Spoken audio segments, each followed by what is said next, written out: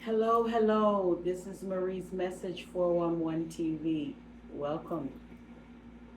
I have a guest with me today, and this guest is an emotional coach. His name is Igomene Joseph. And Igomene Joseph is an emotional coach. He is a CEO of a company called InRoute. He also invented a technique called FPS to help with anger management and with conflict resolution.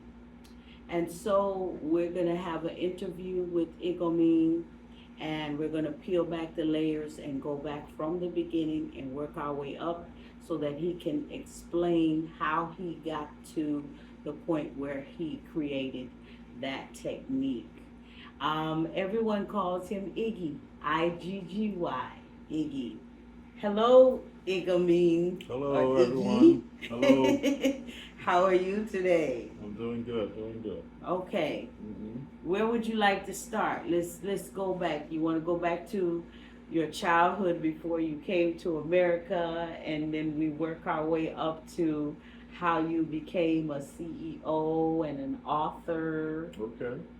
Okay. Well, my childhood started when I was born in the Bahamas. Bahamas, Nassau, Nassau, Bahamas. Nassau, Bahamas. And I came here when I was 9 years old Oh and wow. to the United States. My family and I, we migrated.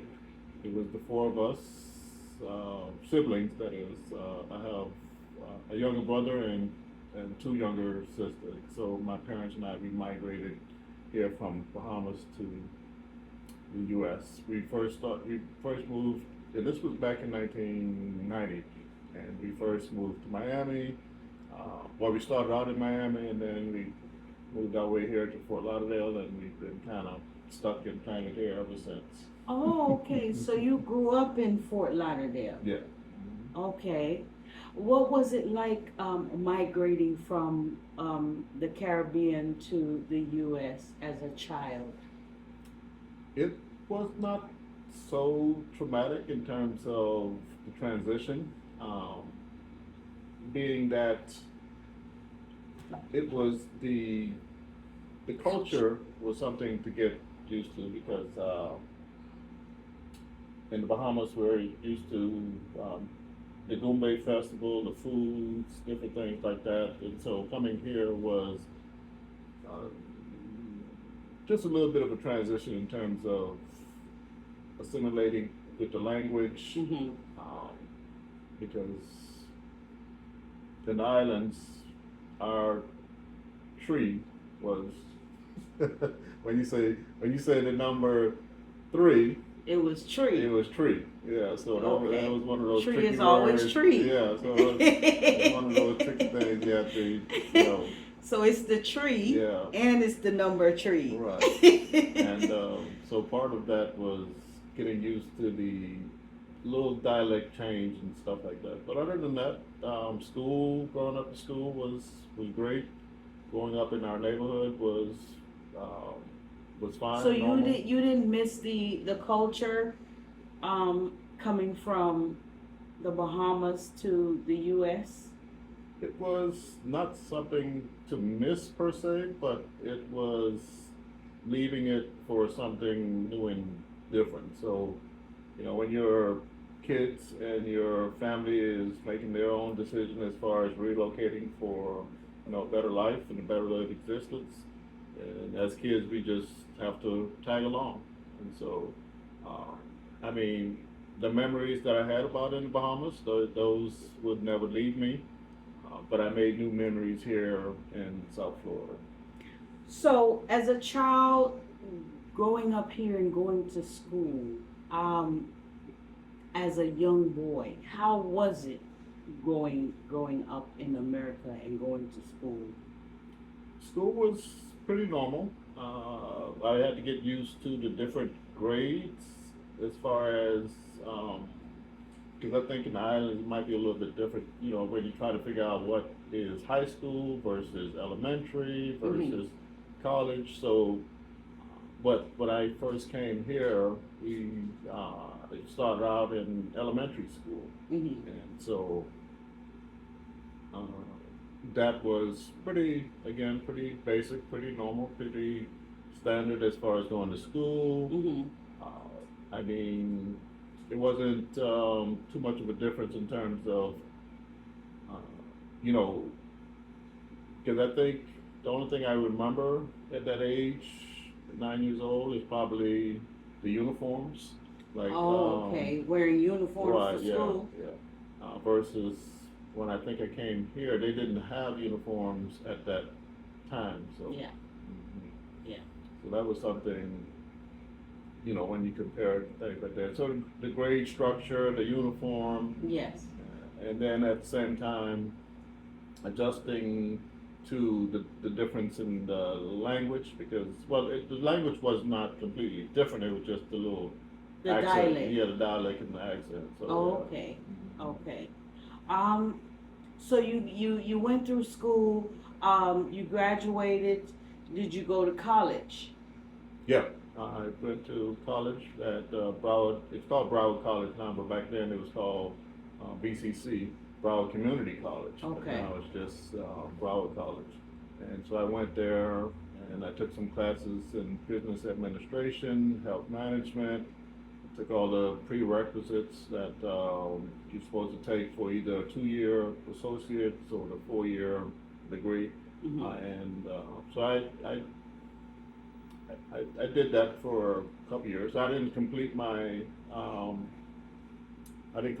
associates, but I'm still going with that. Okay.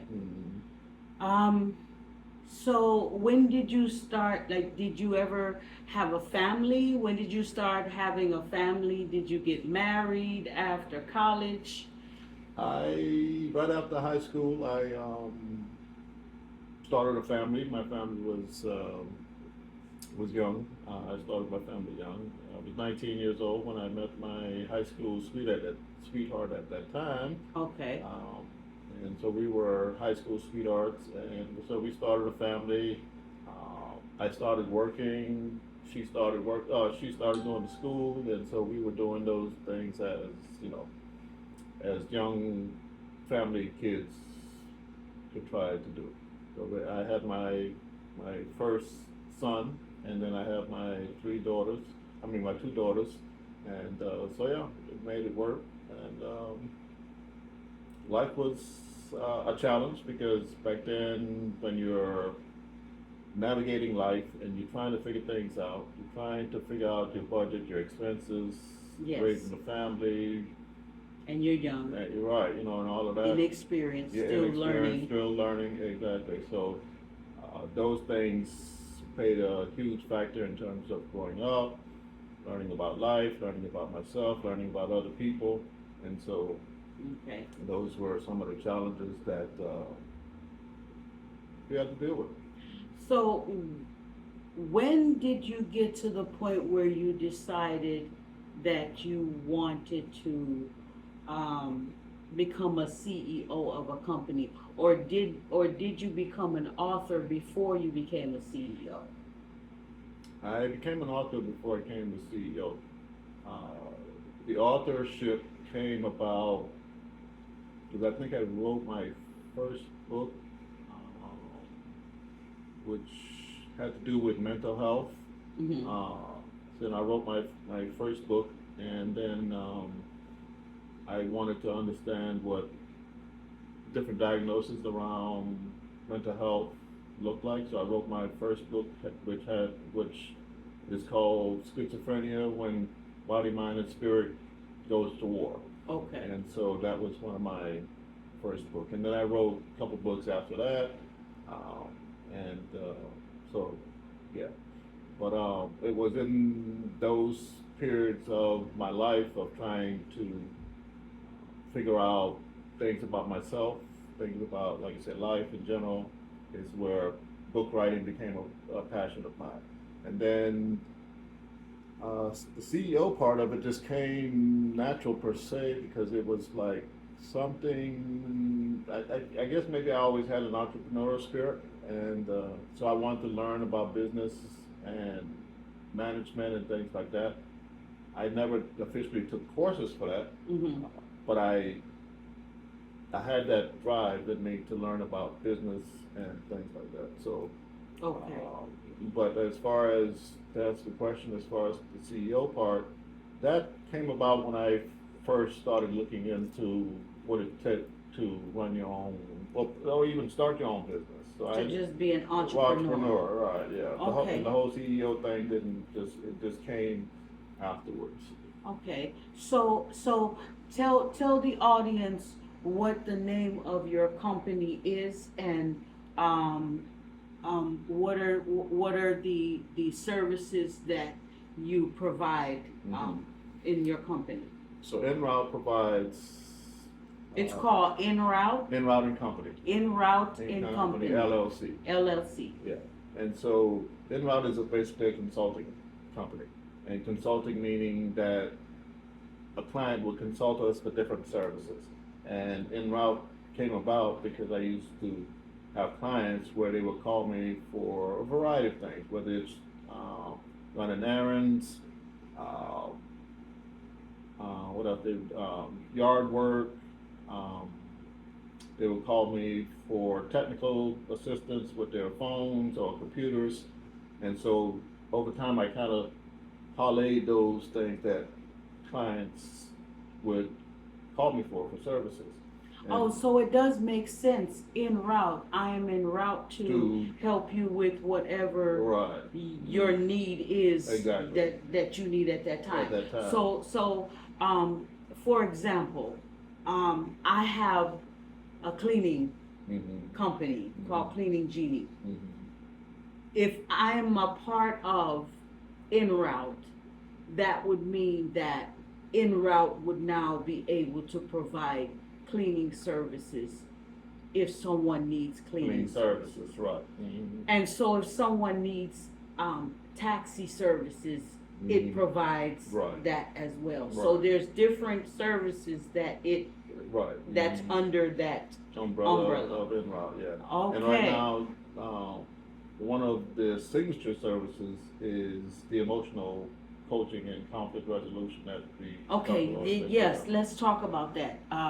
You are an emotional coach.